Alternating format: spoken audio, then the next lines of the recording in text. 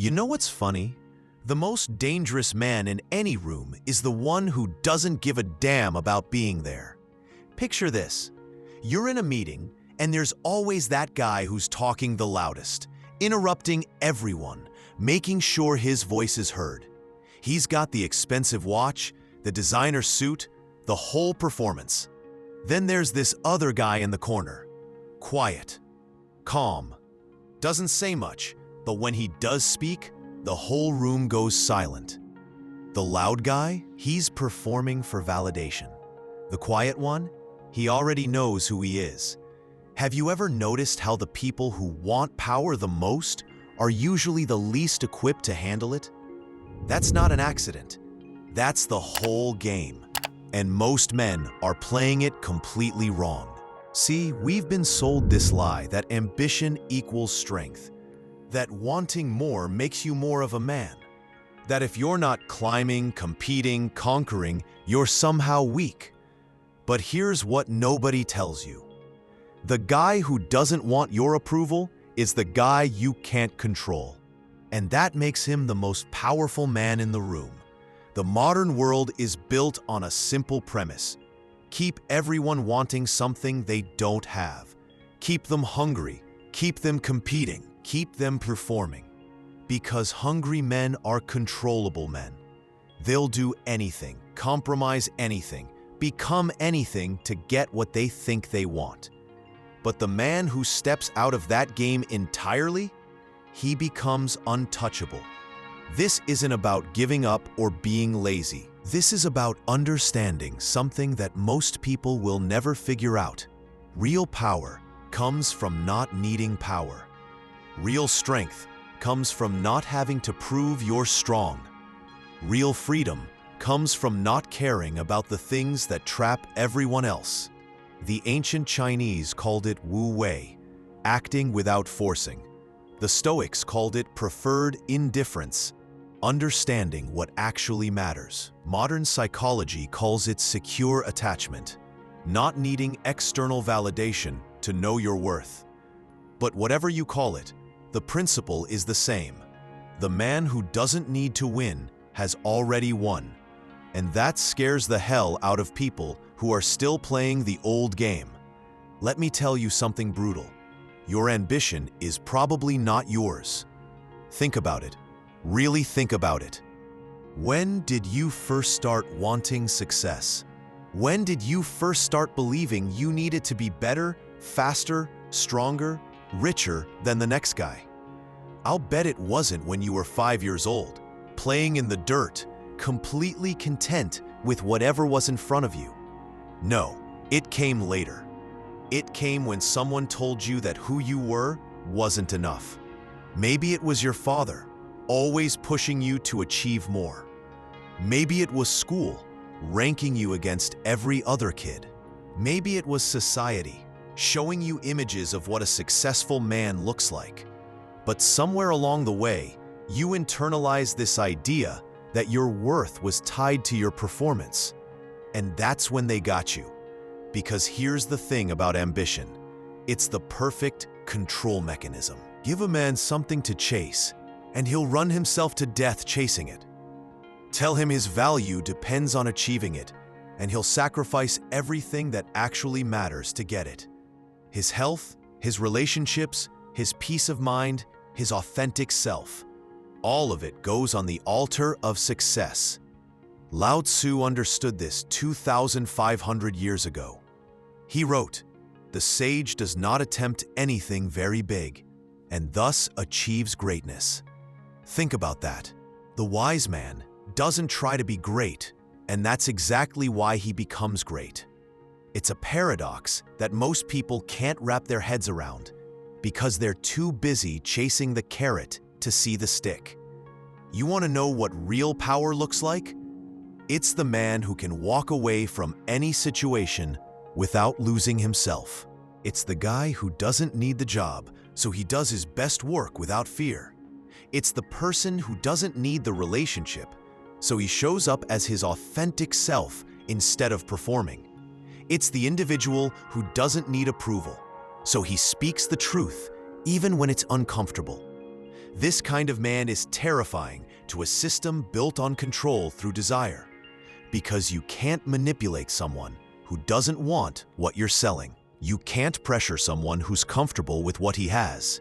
You can't threaten someone who's already made peace with losing everything. Epictetus knew this when he was literally a slave. He figured out that even in chains, his mind was free if he chose to make it free. He wrote, "Wealth consists in not having great possessions, but in having few wants." The man owned nothing, and yet possessed everything that mattered. Meanwhile, his masters owned everything and were slaves to their own desires. Alan Watts put it differently, but equally sharp. The point is not to try to get rid of desire, but to see that desire is a form of unconsciousness. Most men are sleepwalking through life, driven by wants they never questioned, chasing goals they never chose, playing a game whose rules were written by people who don't care about their well-being. But when you wake up from that unconsciousness, something interesting happens. You start to see the game for what it is.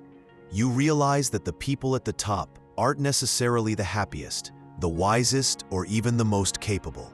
They're just the ones who are willing to sacrifice the most to get there. And suddenly, you're not sure that's a trade you want to make. Here's the first uncomfortable truth. Most of what you call ambition is actually fear in disguise. Fear of not being enough, fear of being overlooked, fear of being ordinary, and fear makes terrible decisions. It makes you take jobs you hate for money you don't need to impress people you don't like. It makes you chase status symbols instead of substance. It makes you compete in games where even winning feels like losing. Here's the second truth. The system needs your ambition more than you need success. Every corporation, every institution, every power structure depends on a steady supply of ambitious people willing to work themselves to death for a promise of future satisfaction. They need you to believe that happiness is always just one promotion, one purchase, one achievement away. Because if you ever figured out that you could be content with what you have right now, their whole business model would collapse. Here's the third truth. Real influence comes from not needing to influence anyone. Think about the people who've had the biggest impact on your life. Were they the ones trying to impress you? Or were they the ones who were just completely themselves? The teacher who changed how you think wasn't performing. The mentor who showed you a better way wasn't competing. The person who earned your respect wasn't demanding it. They had something that can't be faked. Genuine indifference to your opinion, combined with genuine care for your well-being. This is what the power-hungry will never understand. They think influence comes from status, from position, from the ability to reward and punish. But real influence comes from authenticity. And you can't be authentic while you're performing for approval. So what happens if you don't change? What happens if you keep playing the game everyone else is playing? You become a very sophisticated slave. That's what happens.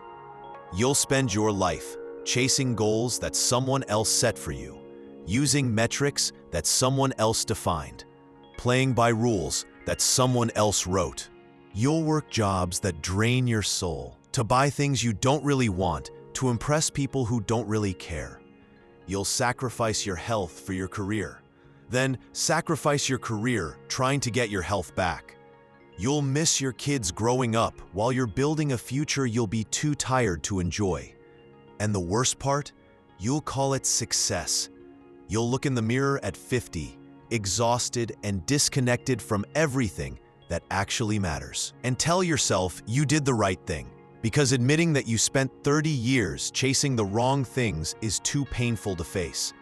I've seen it happen to guys who had everything society told them they should want. The corner office, the six-figure salary, the impressive title, but they're miserable.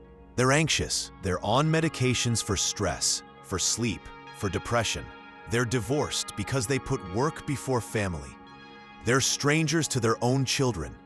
They have money, but no time. Status, but no peace. Achievements, but no satisfaction. And they keep going because stopping would mean admitting that the whole thing was a mistake. So they double down. They chase the next promotion, the next deal, the next achievement, hoping that somehow it will fill the hole that gets bigger with every success. Meanwhile, the man who opted out is sleeping well at night. He's present with his family. He's doing work that matters to him, not because it impresses anyone, but because it aligns with who he is.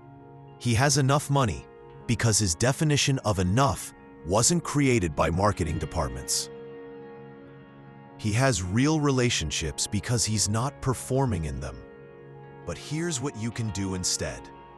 Here's how you step out of the game without dropping out of life. First, question every want. Before you chase anything, ask yourself, is this actually mine? Or is this something I was told I should want? Did this desire come from within? Or was it implanted by advertising, by peer pressure, by social conditioning? Most of your ambitions will not survive this questioning. And that's good. That's you reclaiming your life from the people who've been running it for you. Start small. Next time you feel the urge to buy something, wait a week. Ask yourself, what am I really trying to get here?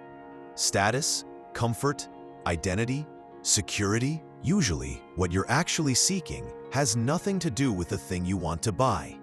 And once you see that, the desire often disappears on its own.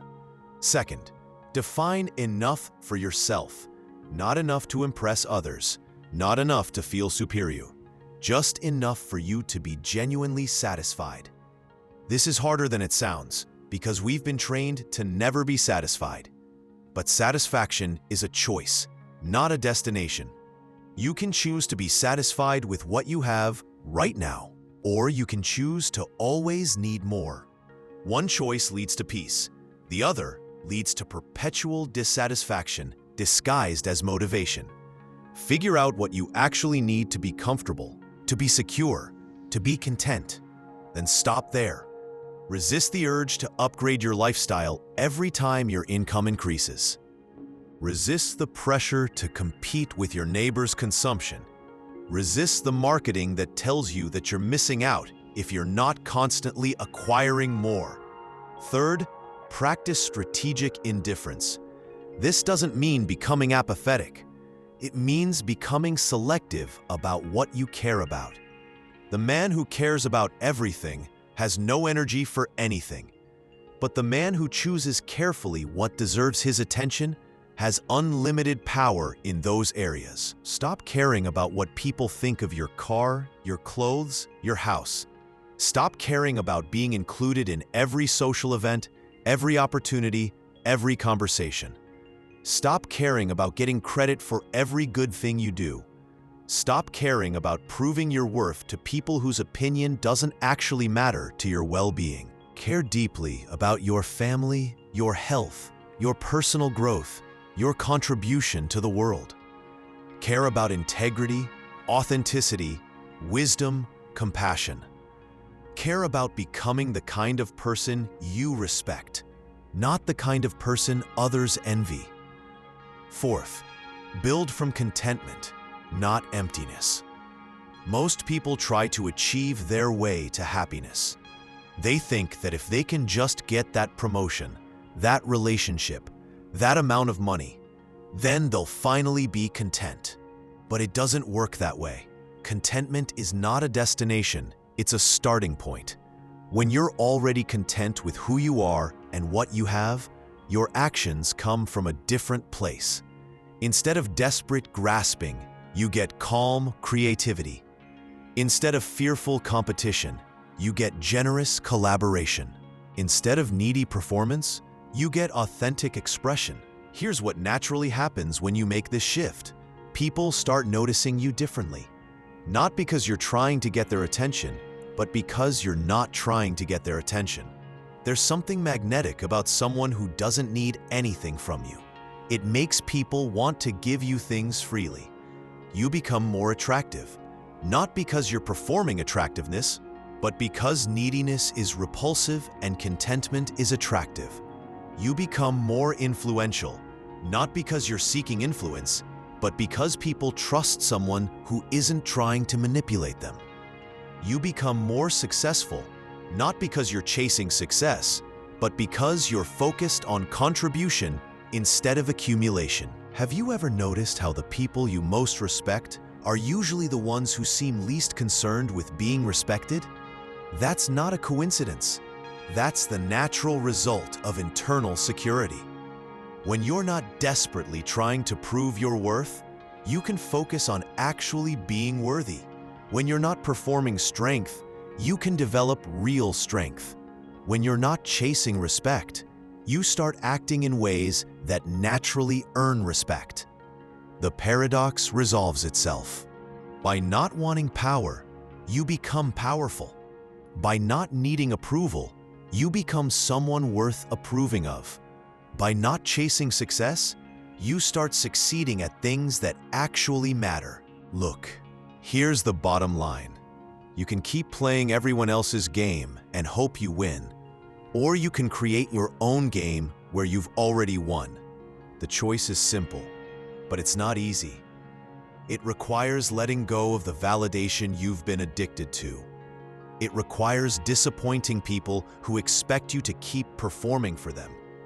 It requires trusting that who you are is enough, even when the world keeps telling you it's not. But here's what I know. The man who doesn't need anything from anyone is the man everyone wants something from.